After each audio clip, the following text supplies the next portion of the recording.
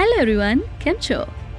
આજકાલ ફૂટબોલની મેચ આવી રહી છે અને ફૂટબોલ વિશે થોડીક વાતો તો સાંભળો. Bob Monroe Canadian ice હોકીના national ટીમના ખૂબ સારા પ્લેયર હતા.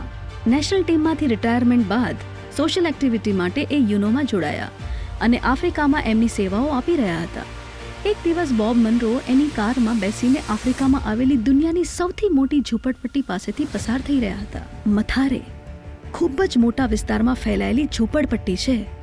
બોબ મનરોએ જોયું કે ખૂબ જ મોટી સંખ્યામાં યુવકો ભેગા થયેલા અને બધા જ કંઈક પકડવા માટે કંઈક માથાકૂટ કરી રહ્યા હતા. બોબ મનરોએ એમની ગાડી ઊભી રાખી અને જોયું કે આ બધા યુવાનો ફૂટબોલ રમી રહ્યા હતા.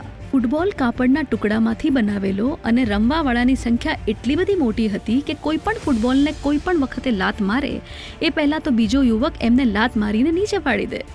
બોબ મનરોએ યુવાઓને પોતાની પાસે બોલાયા. યુવાનો ચારે બાજુથી એમને ઘેરી વળ્યા. બોબે પોતાની પાસેના એક પેમ્ફલેટમાં રહેલા ફૂટબોલનું ચિત્ર યુવાનોને બતાવીને કહ્યું, તમે જે બોલથી રમો છો એ બોલ ના ચાલે. ફૂટબોલ રમવા માટે આવો બોલ જોઈએ. હું તમારા માટે કાલે બોલ લઈને આવીશ. બધા યુવાનો ખૂબ જ રાજી થઈ ગયા. બીજા દિવસે બોબ મનરો આ યુવાનો માટે ફૂટબોલ તો લઈને આવી ગયા.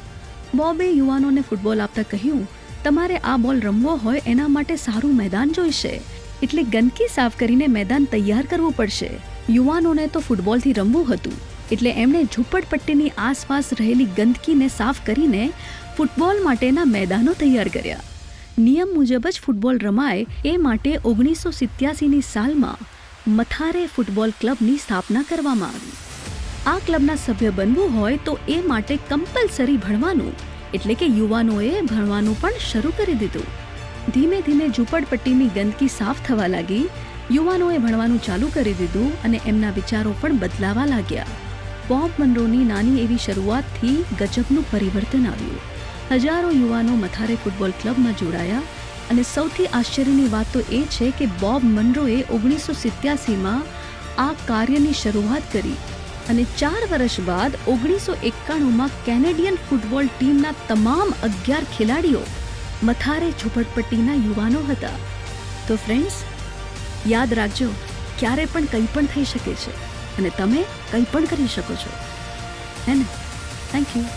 તો શેર કરજો તમારા ગ્રુપ, ફ્રેન્ડ્સ, ફેમિલીમાં. હું આવતી રહીશ, તો પ્લીઝ ફોલો કરજો. આવજો, જલ્દીથી મળીએ. અને ભૂલતા નહીં ક્લિક કરવાનું બેલ આઇકન પર નવા અપડેટ્સ માટે.